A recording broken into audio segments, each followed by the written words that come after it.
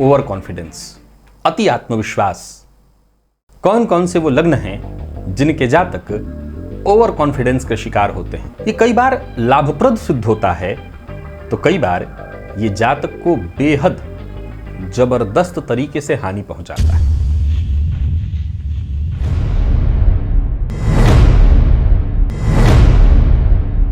तो कौन कौन से वो लग्न हैं जिसके जातक ओवर कॉन्फिडेंस के शिकार होते हैं? तो आप जान लीजिए कि वो एक दो नहीं है, 6 हैं। कौन कौन, साथ ही साथ क्यों, इसे भी मैं सिद्ध करूंगा और बाकी अंत में मैं जरूर कहूंगा।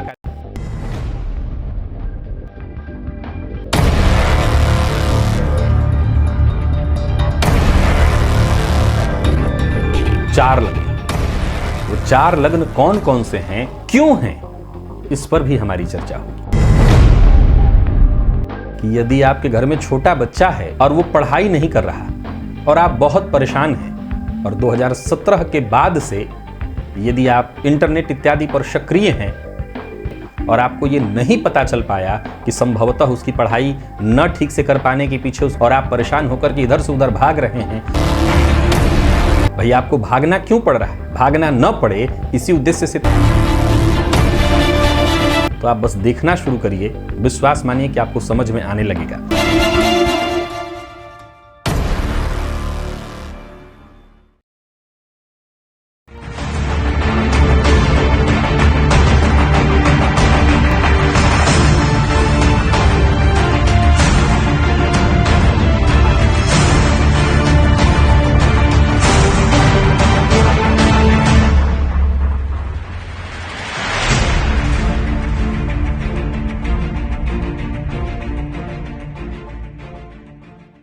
नमस्कार प्रिय दर्शकों, हाजिर हूं मैं ज्योतिषीय कार्यक्रमों की जो हमारी श्रृंखला प्रारंभ हुई है, उस श्रृंखला का आज दूसरा वीडियो लेकर।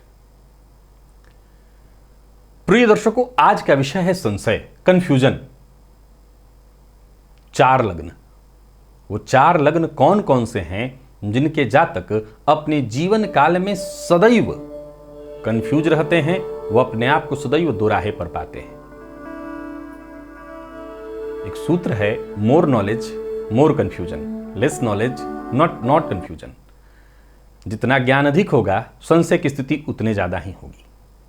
प्रिय दर्शकों, वो 4 लग्न कौन हैं इसकी चर्चा तो मैं करूंगा ही, क्यों हैं इस पर भी हमारी चर्चा होगी। ऐसा नहीं है कि मैं कह दिया और आपको मानना है। मैंने कहा, उससे आपको मैं समझाऊंगा क्यों, और आप भी समझ सकते हैं उस विषय को। अगर अभी तक आप मेरे चैनल को सब्सक्राइब नहीं किए हैं तो कीजिए।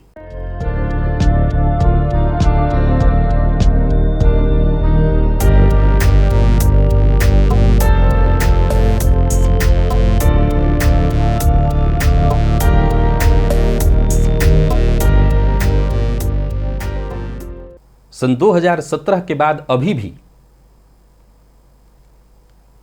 विवाह को लेकर के, संतान को लेकर के आपके जीवन काल में परेशानी बनी ही रह रही है और आपको ज्योतिषी के पास जाना पड़ रहा है, यहां तक कि मेरे पास ही आना पड़ रहा है। तो फिर क्या मतलब है मेरा इतना मेहनत करने का? क्या मतलब है मेरा इतना परिश्रम करके इन कार्यक्रमों को बनाने का? कहीं ना कहीं आपसे गलती हुई है, चूक हुई है। आपने मेरे इस चैनल को सब्सक्राइब नहीं किया।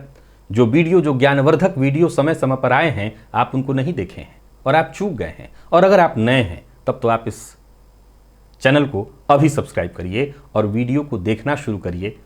मैं इतना तो जानता हूं कि ज्योतिष में अगर आपकी रुचि नहीं है तो रुचि जाग जाएगी, और अगर आप ज्योतिष समझते हैं तो फिर आपको आनंद आ जाएगा।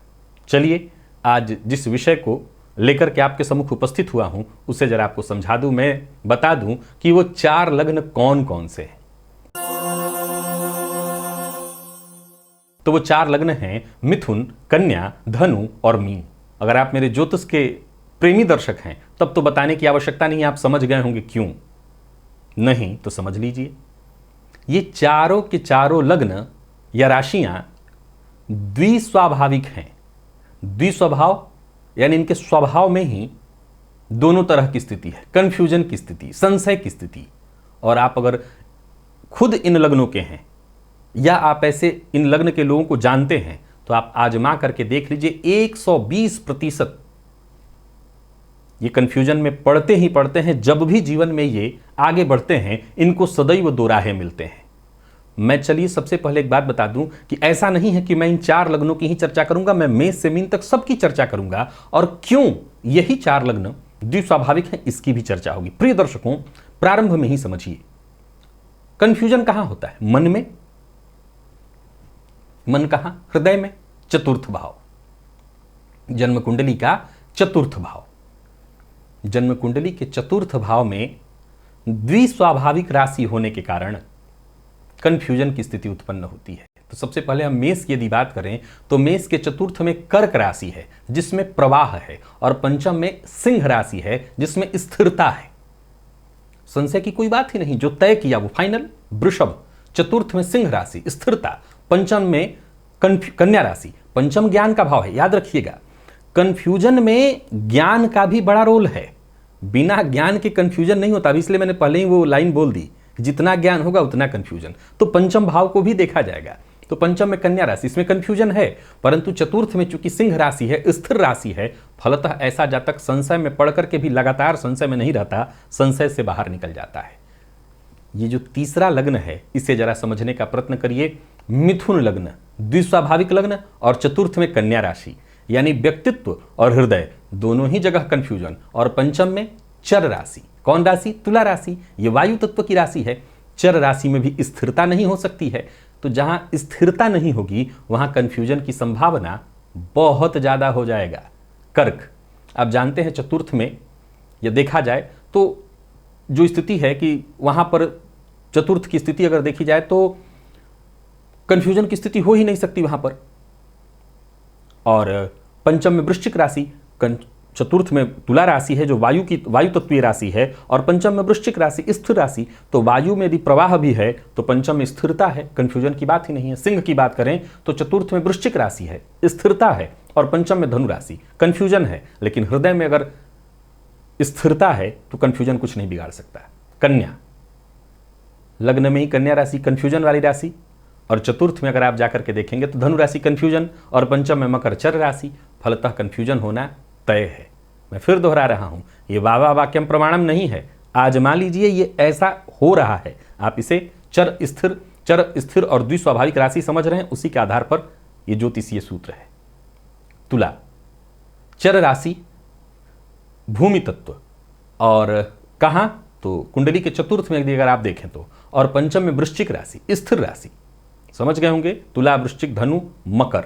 मकर राशि चतुर्थ में होगी जो कि चर राशि है, और पंचम में वृश्चिक राशि है जो कि स्थिर राशि है। तो स्थिर राशि होने के चलते वायु तत्व में प्रवाह है, लेकिन पंचम में स्थिर राशि होने के चलते वो जो फैसला लेगा ये उसी पर टिका रहेगा। वृश्चिक चतुर्थ में कुंभ राशि है तो कुंभ में स्थिरता है, और पंचम में मीन राशि, कंफ्यूजन है तब भी कोई फर्क नहीं पड़ता क्योंकि हृदय में स्थिरता है।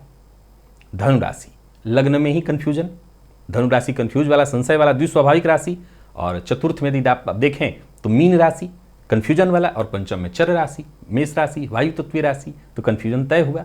और मकर की बात करें तो चतुर्थ में चर राशि, मेष राशि, और पंचम में स्थिर राशि, वृषभ राशि।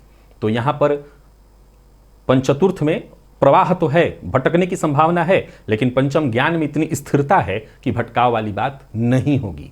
कुंभ की यदि हम बात करें तो चतुर्थ में वृषभ राशि होती है जो कि स्थिर राशि है, और पंचम में मिथुन राशि होती है जो कंफ्यूजन की राशि है, लेकिन हृदय में स्थिरता है, फलतः कोई फर्क नहीं पड़ता। और आखिरी ये राशि, यानी 4 जिन लग्न राशियों की मैंने चर्चा की है उसमें ये चौथा है मीन राशि। लग्न में अगर आप देखेंगे कंफ्यूजन, चतुर्थ में कंफ्यूजन मिथुन राशि होने के चलते, और पंचम में चर राशि कर्क होने के चलते ये जल तत्वीय राशि है, लेकिन कर्क राशि चर राशि है, यहाँ प्रवाह हो जाता है, स्थिरता नहीं बन पाती। अब आप खुद, मैंने सूत्र से जन्म कुंडली के भावों को सामने आपके रख करके इस पॉइंट को सिद्ध कर दिया।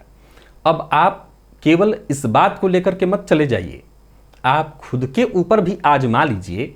मैं यहां तक कह रहा हूं कि ऐसे जितने भी लोग हैं, मैंने कंफ्यूजन की बात करी है, संशय की बात करी है, जितने भी लोग हैं आजमा लीजिए, 120% घटित होगा, इसे काटा नहीं जा सकता।